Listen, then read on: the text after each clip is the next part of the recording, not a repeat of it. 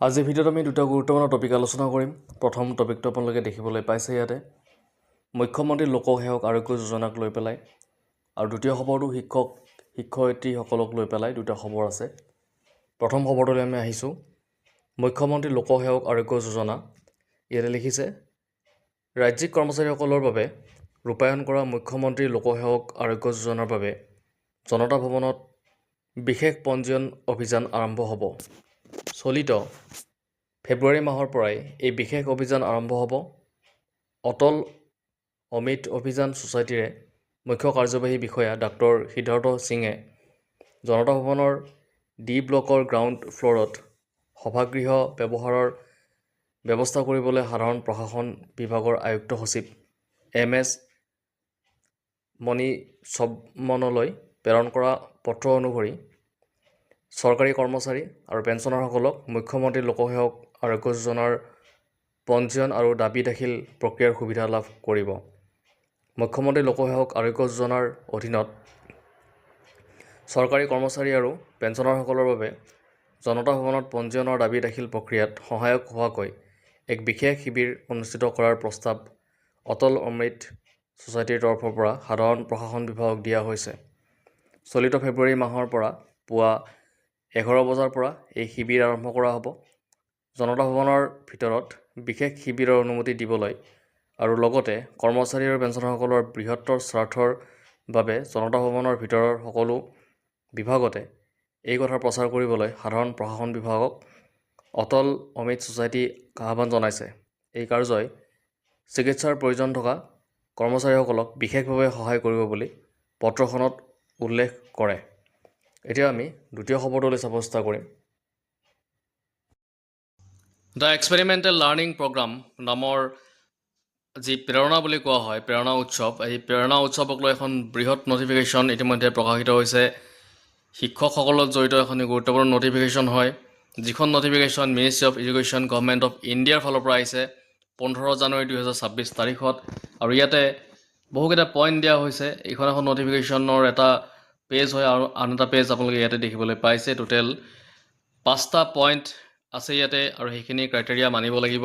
তো গোটেইখিনি কথা আমি চাম। ইয়াতে ডেট ধৰি দিয়া হৈছে, কোন তাৰিখৰ ভিতৰত কি কৰিব লাগিব, গোটেইখিনি কথা আমি ইণ্টাৰপ্ৰিট কৰিম ইয়াতে যি কথা আছে।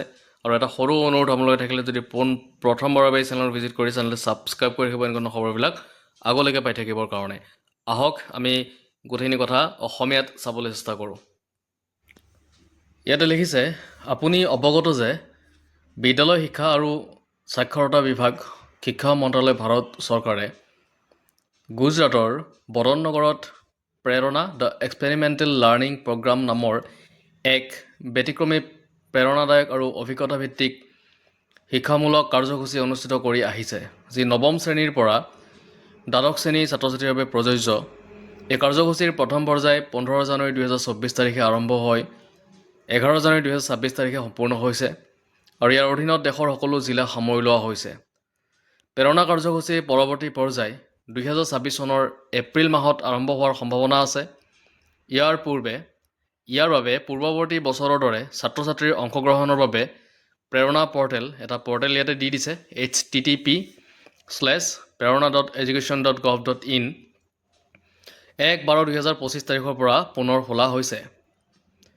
এই বিভাগে ইতিমধ্যে 27/11/2025 তাৰিখৰ এখন DO পত্ৰ সকলো ৰাজ্য আৰু কেন্দ্ৰীয়শাসিত অঞ্চললৈ প্ৰেৰণ কৰিছে, যাতে এই কাৰ্যসূচীত ছাত্ৰ ছাত্ৰীৰ সৰ্বাধিক অংশগ্ৰহণ নিশ্চিত কৰা যায়।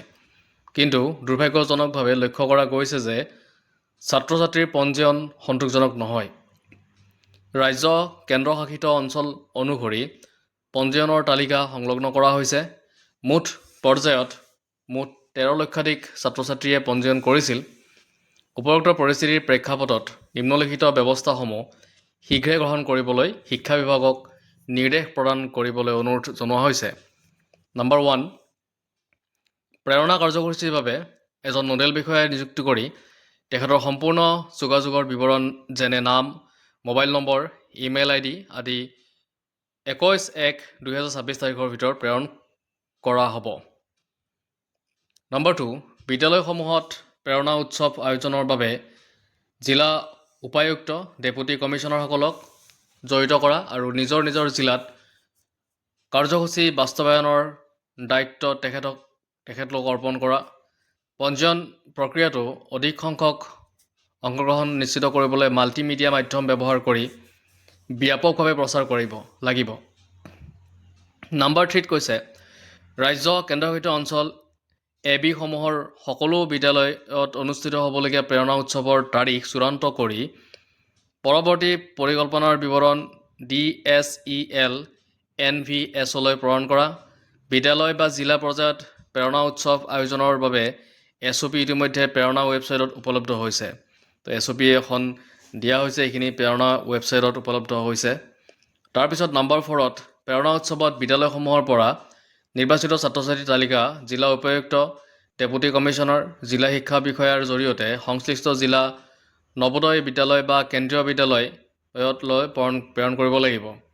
আৰু নম্বৰ 5ত দিছে বিদ্যালয়সমূহ প্ৰেৰণা উৎসৱ আয়োজনৰ বাবে সমগ্ৰ শিক্ষা আঁচনিৰ অধীনত থকা কম্পজিট স্কুল গ্ৰেণ্ট শিৰোনামৰ অধীনৰ উপলব্ধ বাজেট ব্যৱহাৰ কৰিব পাৰি। এইটো এক ব্যতিক্ৰমী প্ৰেৰণাদায়ক কাৰ্যসূচী হোৱাৰ বাবে বিদ্যালয় পৰ্যায়ত প্ৰেৰণা উৎসৱত ব্যাপক অংশগ্ৰহণ নিশ্চিত কৰি অধিক সংখ্যক ছাত্ৰ ছাত্ৰীৰ বাবে যাতে ইয়াৰ লাভ গ্ৰহণ কৰিব পাৰে তাৰ বাবে আপোনাৰ সহযোগিতা আৰু ব্যক্তিগত আগ্ৰহ বিনম্ৰভাৱে অনুৰোধ কৰা হৈছে।